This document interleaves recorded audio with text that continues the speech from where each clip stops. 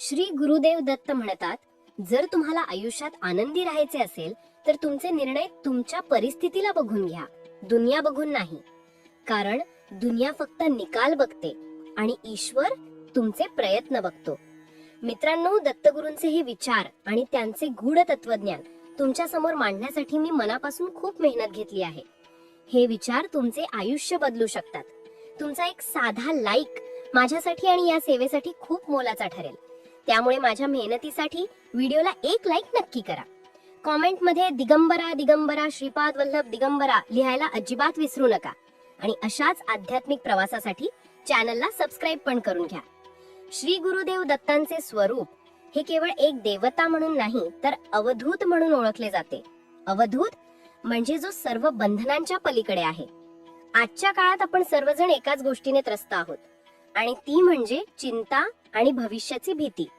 पण गुरुचरित्राचा सार समजून घेतला तर लक्षात येईल की आपण ज्या गोष्टींसाठी रात्रंदिवस रडतो त्या गोष्टी आपल्या कर्माच्या हिशोबाने आधीच ठरलेल्या असतात. दत्तगुरूंचा पहिला आणि सर्वात महत्वाचा उपदेश हा कर्मावर आणि ईश्वरी नियोजनावर विश्वास हाच आहे. आज आपण बघतो, माणूस देवाला प्रश्न विचारतो, देवा माझ्याच वाट्याला हे दुःख का? पण गुरुदेव सांगतात, दुःख हे शिक्षा नाही तर ती एक प्रक्रिया आहे. जसं सोन्याला शुद्ध होण्यासाठी आगीतून जावं लागतं, तसंच आत्म्याला शुद्ध होण्यासाठी संकटातून जावं लागतं.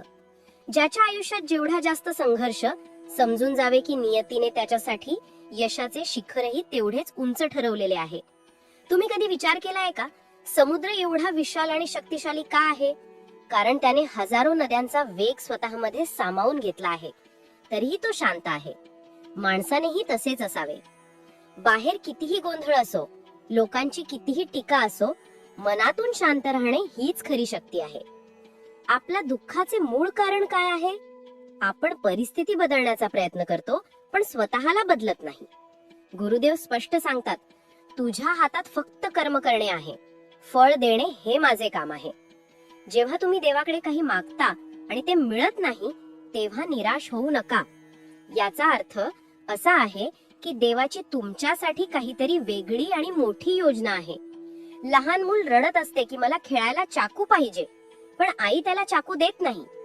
तिथे त्या मुलाला वाटते की आई वाईट आहे, पण आईला माहित असते की चाकूने त्याचाच हात कापला जाईल. आपणही त्या लहान मुलासारखे आहोत आणि देव त्या आईसारखा आहे. अनेकदा आपण ज्या गोष्टीसाठी हपापलेले असतो ती गोष्ट आपल्या विनाशाला कारणीभूत ठरू शकते. म्हणून देव आपल्याला त्यापासून वाचवत असतो. यालाच ईश्वरी कृपा म्हणतात. पण आपण अज्ञानामुळे त्याला दुर्भाग्य समजतो. आणखी एक सत्य जे पचवायला कठीण आहे पण अटळ आहे ते म्हणजे प्रतीक्षा. संयम हा यशाचा पाया आहे. आजची पिढी प्रत्येक गोष्टीत घाई करते, पण निसर्गाचा नियम बघा, माळी झाडाला 100 घागरी पाणी घालू दे, पण फळ तेव्हाच येईल जेव्हा ऋतू येईल, त्याआधी फळ येणार नाही. तसेच तुमचे प्रयत्नही 100% असू द्या, पण तुमच्या कर्माचे फळ योग्य वेळ आल्यावरच मिळेल. जोपर्यंत ती वेळ येत नाही तोपर्यंत संयम ठेवा आणि ईश्वरावर श्रद्धा ठेवा.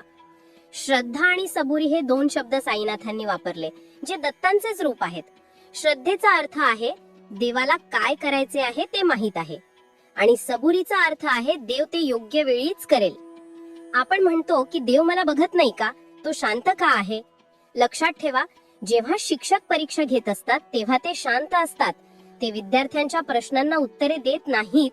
जर तुमच्या आयुष्यात कठीण काळ चालू असेल आणि देव शांत असेल तर समजा तुमची परीक्षा चालू आहे. तो बघतोय की संकटात हा कोलमडून पडतोय की माझ्यावर विश्वास ठेवून उभा राहतोय. जो या परीक्षेत पास होतो त्यालाच गुरुदेव जवळ करतात. मुर्द्याला खांदा देणे सोपे आहे, पण जिवंत माणसाला संकटाच्या वेळी आधार देणे हे त्याहून मोठे पुण्य आहे. दुसऱ्यांच्या दुःखात सहभागी व्हा, तुमचे दुःख आपोआप हलके होईल. आयुष्यात बदल घडवायचा असेल तर तक्रार करणे सोडा. माझ्याकडे हे नाही, माझ्याकडे ते नाही असे म्हणण्यापेक्षा जे आहे त्याचा मी सर्वोत्तम वापर कसा करेन याचा विचार करा. सूर्य कधीही तक्रार करत नाही की ढग आडवे आले आहेत. तो फक्त तळपत राहतो आणि त्याची हीच सातत्य ढगांना हटवायला भाग पाडते. तुमचे प्रयत्नही सूर्यासारखे असावेत. जेव्हा तुम्ही ईश्वराशी जोडले जाता तेव्हा तुमच्यात एक नवीन ऊर्जा येते. तुम्हाला समजते की हे जग, ही नाती हे सर्व क्षणभंगूर आहे. सत्य फक्त एकच आहे, तुमचे कर्म आणि तुमची भक्ती. पण मग तरीही मानवी मन संशयखोर असते. आपल्याला पुरावा लागतो. आपल्याला वाटते की आपण जे ठरवू तसेच घडले पाहिजे. आपण निसर्गाच्या नियमात हस्तक्षेप करू पाहतो. पण जेव्हा माणूस देवाची योजना नाकारून स्वतःची मनमानी करू लागतो, तेव्हा काय घडते हे समजवण्यासाठी एका शेतकऱ्याची ही अत्यंत मार्मिक कथा खूप काही सांगून जाते. एका गावात एक कष्टाळू शेतकरी राहायचा. तो देवाला खूप मानायचा, पण त्याला नेहमी एक तक्रार असायची. त्याला वाटायचे की देवाला शेतीबद्दल काहीच समजत नाही. कधी खूप पाऊस पडतो, कधी अगदीच दुष्काळ, तर कधी पीक हातात आल्यावर गारपीट होते. एक दिवस तो रागाच्या भरात देवाला म्हणाला, देवा, तू हे जग चालवत असशील, पण तुला शेतीमधलं काही कळत नाही. तू अवेळी पाऊस पाडून आमचं नुकसान करतोस. एक काम कर, यावर्षी फक्त 1 वर्षासाठी निसर्गाचा ताबा माझ्या हातात दे. जसं मी म्हणेन तसंच हवामान बदलू दे. मग बघ मी कशी धान्याची कोठार भरून दाखवतो. देवाने स्मित हास्य केले आणि म्हटले, ठीक आहे, या वर्षासाठी जशी तुझी इच्छा असेल तसेच हवामान असेल. शेतकरी खूप खुश झाला. त्याने गव्हाची पेरणी केली. जेव्हा त्याला वाटले ऊन पाहिजे त्याने ऊन पाडले. जेव्हा वाटले पाणी पाहिजे तेव्हा पाऊस पाडला. त्याने वाऱ्याला सुद्धा वेगाने वाहू दिले नाही, जेणेकरून पिकाचे नुकसान होणार नाही.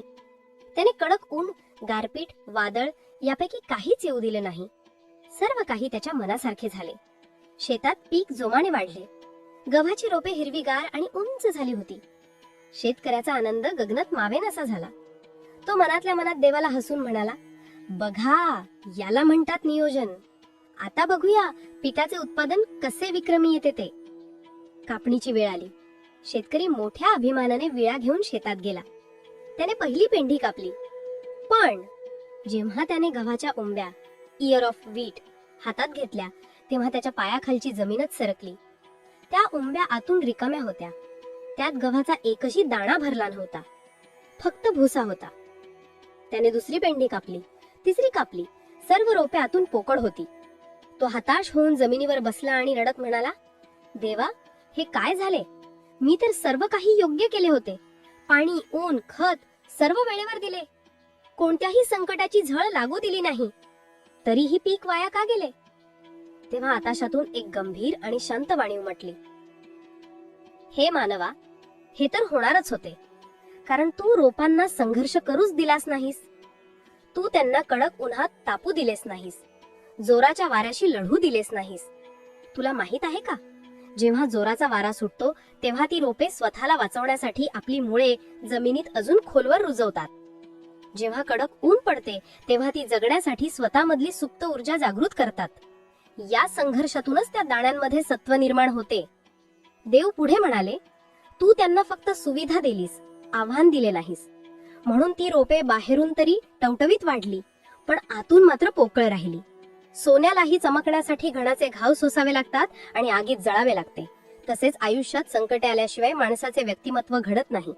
संघर्षच माणसाला आतून मजबूत बनवतो. शेतकऱ्याला आपली चूक समजली होती. त्याने देवाची क्षमा मागितली. मित्रांनो, हा नियम फक्त शेतीला नाही तर आपल्या आयुष्यालाही लागू होतो. जर तुमच्या आयुष्यात संकटे येत असतील तर समजा देव तुमची मुळे खोलवर रुजवत आहे. तो तुम्हाला भविष्यासाठी तयार करत आहे. ज्याने संघर्षाचा सामना केला नाही तो आयुष्याच्या लढाईत कधीच जिंकू शकत नाही.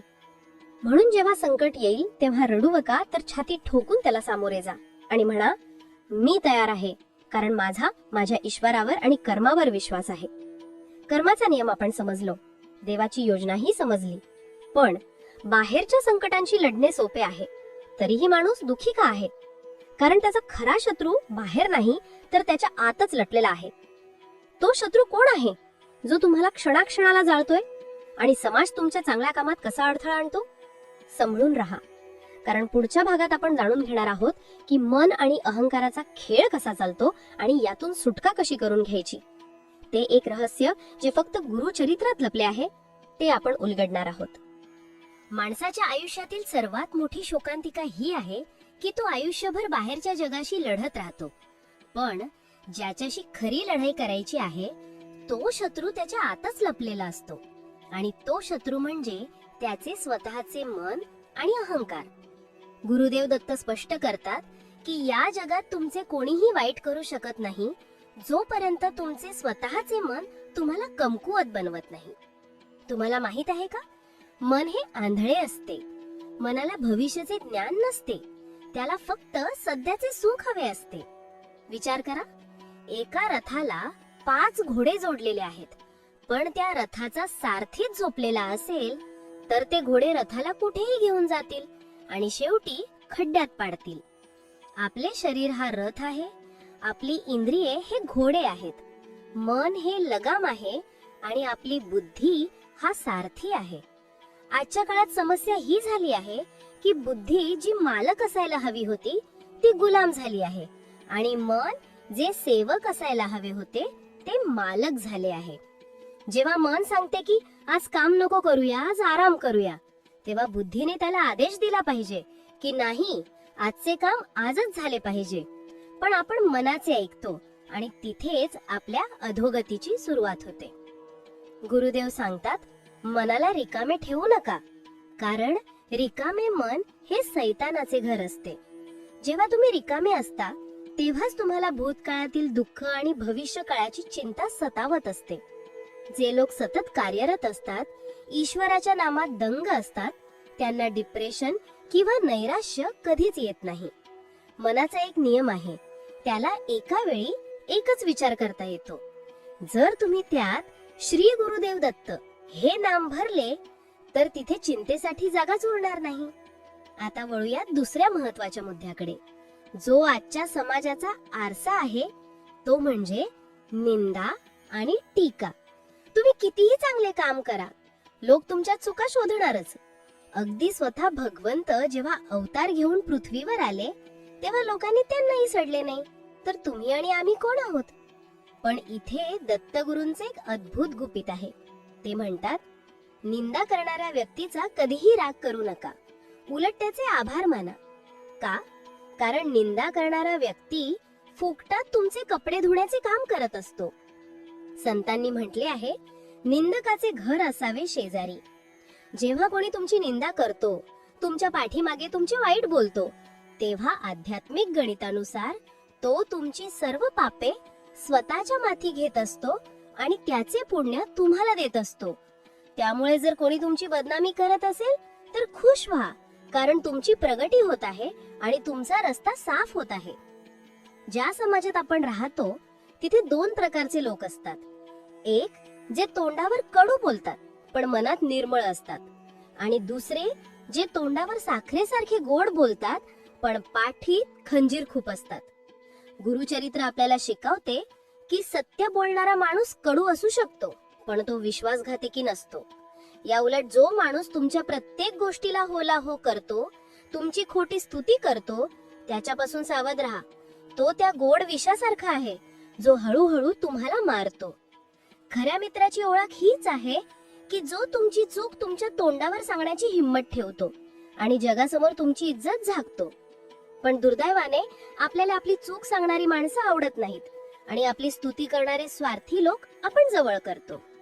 दुसरे एक सत्य स्वीकारा, अकेलापण म्हणजे लोनलीनेस. आजकाल तरुणांना एकटे राहण्याची भीती वाटते, पण गुरुदेव सांगतात, एकटेपण हा शाप नाही तर तो एक वरदान आहे. जेव्हा तुम्ही गर्दीत असता तेव्हा तुम्ही जगाचे ऐकता, पण जेव्हा तुम्ही एकटे असता तेव्हा तुम्ही स्वतःचे आणि ईश्वराचे ऐकता. सिंह नेहमी एकटा चालतो, मेंढ्यांचे कळप असतात. जर देवाने तुम्हाला एकटे पाडले असेल, काही मित्र दुरावले असतील, तर समजा की देव तुम्हाला स्वतःच्या जवळ घेऊ इच्छितो. हा काळ स्वतःला घडवण्याचा आहे, रडण्याचा नाही.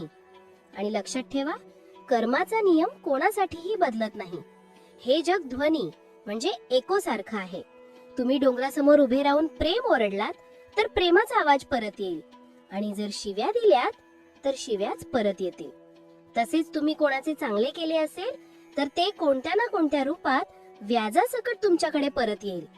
आणि जर तुम्ही कोणाचे मन दुखावले असेल, कोणाचे पैसे बुडवले असतील किंवा कोणाचा विश्वासघात केला असेल तर तयार राहा, निसर्ग त्याचा हिशोब नक्की करेल.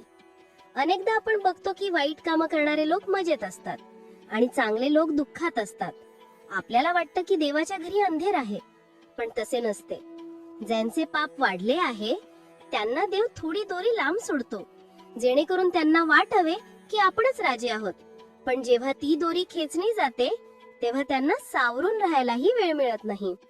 या जगात सर्वात मोठा अडथळा जर काही असेल तर तो आहे अहंकार, इगो.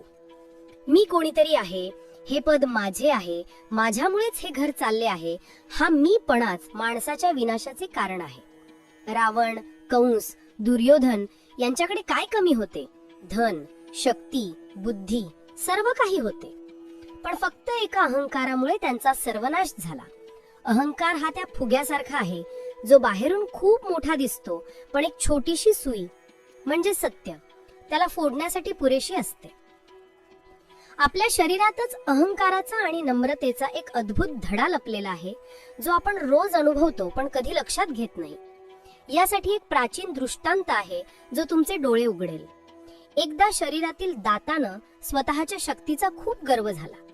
ते आपल्या शेजारी राहणाऱ्या जिभेला हिणवून म्हणाले, ए जिभे, तू किती कमकुवत आणि मऊ आहेस. तुझा काहीच आकार नाही, तुला हाड नाही, तू दिवस रात्र आमच्या पिंजऱ्यात बंद असतेस. आम्ही 32 जण आहोत, आम्ही ठरवले तर तुला एका क्षणात चावून तुके तुकडे करू शकतो. बघ आम्ही किती कडक आणि मजबूत आहोत. जीभ शांत होती. तिने अत्यंत नम्रतेने उत्तर दिले, दादा, तुम्ही मोठे आहात, तुम्ही मजबूत आहात, हे मान्य आहे, पण विसरू नका, ताकद कडकपणात नसते, तर ताकद लवचिकपणात असते. माझी नम्रता हीच माझी शक्ती आहे. दातांना या उत्तराचा राग आला. ते म्हणाले, तुझे हे तत्वज्ञान तुझ्याकडेच ठेव. या जगात जो कडक असतो तोच टिकतो. तू आमची बरोबरी करूच शकत नाहीस. काळाचे चक्र फिरले. माणसाचे वय वाढू लागले. म्हातारपण आले. एक एक करून दात हालू लागले. जो दात सर्वात जास्त कडक होता तो सर्वात आधी पडला.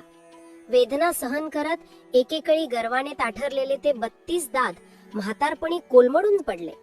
तोंडात एकही दात उरला नाही. तोंड पोकळ झाले. पण ती मऊ हाड नसलेली जीभ, ती अजूनही तिथेच होती. अगदी जन्मापासून ते मृत्यूपर्यंत ती जीभ त्या माणसाची साथ देत होती. तिने कधीच जागा सोडली नाही.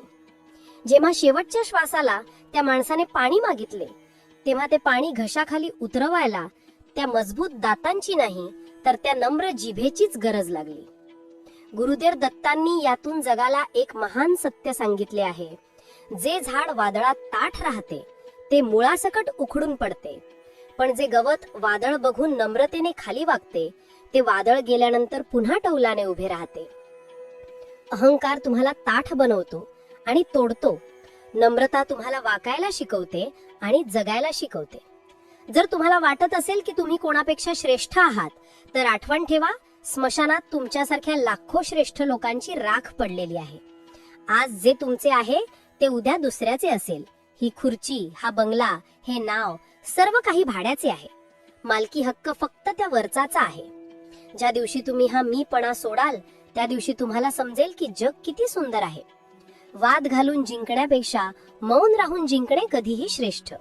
कारण शब्द कधी कधी अशा जखमा करतात ज्या कोणत्याही औषधाने भरत नाहीत. आणि इथेच येतो तिसरा आणि अंतिम टप्पा. आपण कर्म समजून घेतले, आपण अहंकार आणि मनाचा खेळ समजून घेतला, पण तरीही माणसाच्या मनात 2 शक्तींचे युद्ध सतत चालू असते. एक शक्ती त्याला देवाकडे खेचते आणि दुसरी शक्ती त्याला पापाकडे खेचते. तुम्ही म्हणाल, मला चांगले वागायचे आहे पण माझा राग मला वागू देत नाही, मला शांत राहायचे आहे पण लोभ मला स्वस्थ बसू देत नाही. हे युद्ध कसे जिंकायचे? आपल्या आत चाललेल्या या 2 लांडग्यांच्या लढाईत कोण जिंकणार? याचे उत्तर आहे एका अशा रहस्यमय कथेत जी ऐकल्यानंतर तुमचे आयुष्य पाहण्याचा दृष्टिकोनच बदलून जाईल. ती कथा आणि आयुष्याचा अंतिम निष्कर्ष, ज्यामुळे तुम्हाला खरा मोक्ष आणि शांती मिळेल, ते पाहूया पुढील आणि शेवटच्या भागात. कर्म आणि अहंकाराच्या पलीकडे एक असे युद्ध आहे जे प्रत्येक श्वासागणिक आपल्या आत चालू असते. हे युद्ध कुरुक्षेत्रावर नाही तर तुमच्या मनाच्या रणांगणात लढले जात आहे. गुरुदेव दत्त याला वृत्तींचा संघर्ष म्हणतात.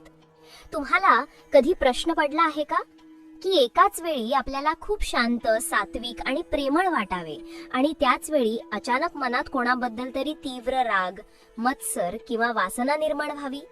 हे का घडते? कारण माणूस हा पशु आणि शिव यांच्यामधील दुवा आहे. जर तो खाली पडला तर जनावर होतो आणि वर चढला तर देव होतो. या आंतरिक संघर्षात जगण्यासाठी गुरुदेवांनी काही अत्यंत महत्त्वाचे नियम सांगितले आहेत, जे सोन्यासारखे मोलाचे आहेत. पहिला नियम, क्षमा आणि विस्मरण, अर्थात फॉरगिव्ह अँड फॉरगेट. जगात सर्वात ताकदवान माणूस तो नाही जो बदला घेतो, तर तो आहे जो माफ करण्याची हिंमत ठेवतो. गुरुदेव सांगतात, माफ वारंवार करा, पण विश्वास फक्त एकदाच ठेवा. जर कोणी तुमचा विश्वासघात केला असेल तर त्याला शिक्षा देणे तुमचे काम नाही, ते काळाचे काम आहे. तुम्ही फक्त त्याला माफ करा आणि पुढे चाला. कारण मनात राग धरून ठेवणे म्हणजे स्वतःच्या हातात जळणारा कोळसा पकडून ठेवण्यासारखे आहे. दुसऱ्याला जाळण्याआधी तो तुमचा स्वतःचा हात जाळतो. रागाच्या भरात घेतलेला कोणताही निर्णय वादळ थांबल्यावर फक्त पश्चाताप देतो. त्यामुळे जेव्हा राग येईल तेव्हा निर्णय घेणे टाळा आणि जेव्हा खूप आनंद होईल तेव्हा वचन देणे टाळा. दुसरा नियम, सेवा आणि दान. दत्त संप्रदायात अन्नदानाला सर्वोच्च महत्त्व आहे.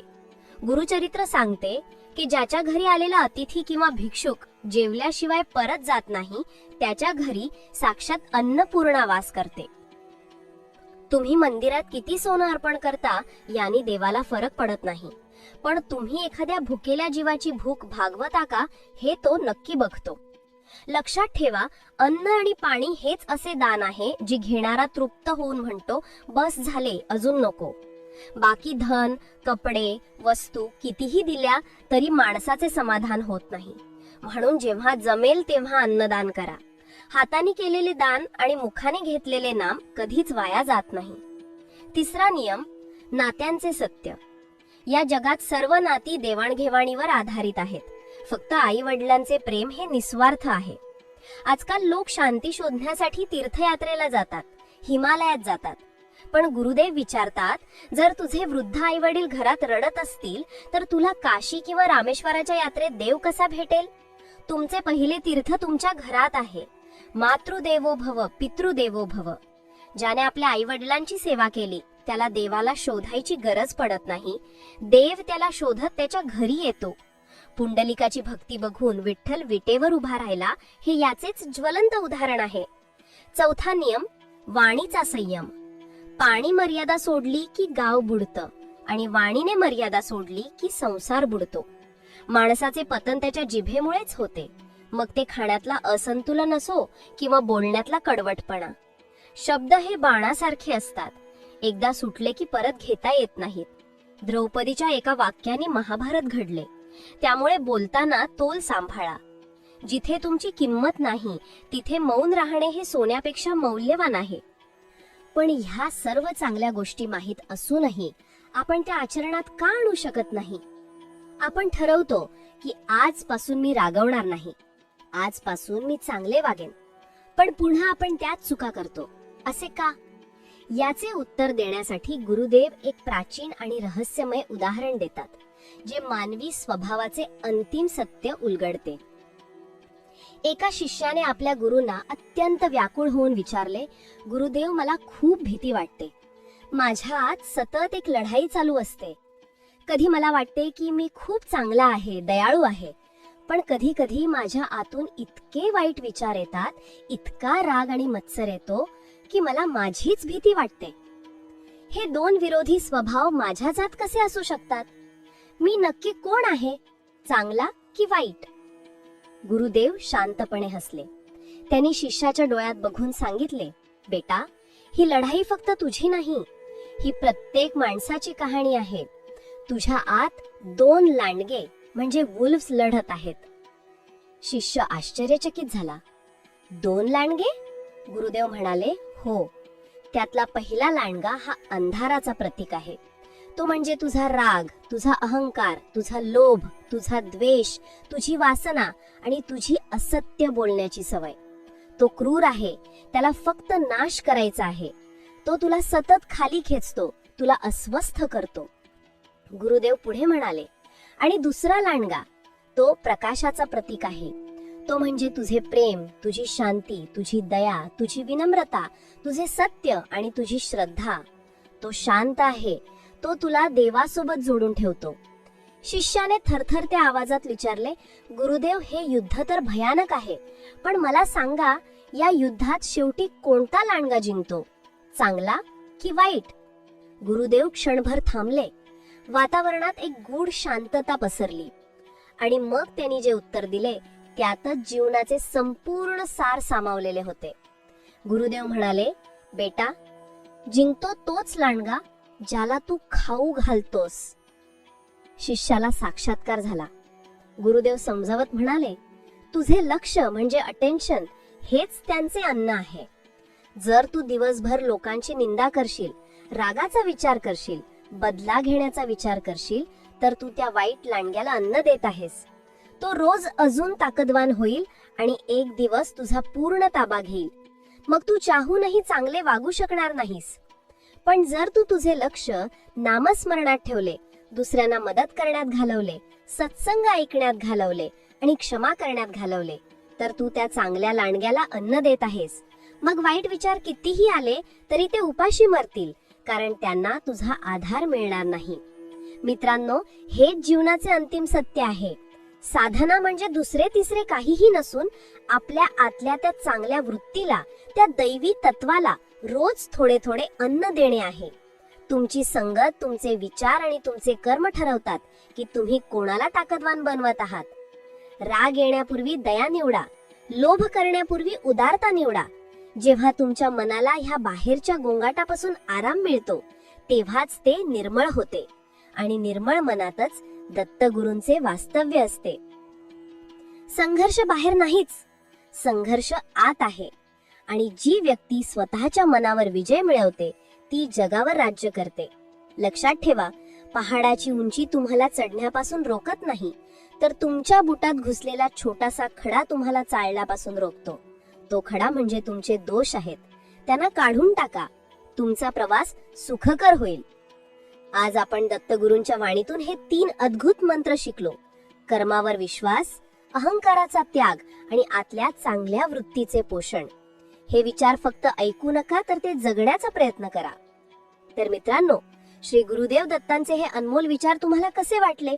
ही कथा तुमच्या हृदयाला स्पर्श करून गेली का? कमेंट करून मला नक्की सांगा. तुमचे 2 शब्द मला अशीच सेवा करण्यासाठी प्रेरणा देतात. जर हा व्हिडिओ तुम्हाला आवडला असेल तर लाईक नक्की करा आणि कमेंट मध्ये जय श्री कृष्ण किंवा श्री गुरुदेव दत्त नक्कीच लिहा. अशाच ज्ञानपूर्ण कथांसाठी आमच्या चॅनलला सबस्क्राईब करायला विसरू नका. आपली काळजी घ्या, आनंदी रहा. धन्यवाद. शुभम भवतु.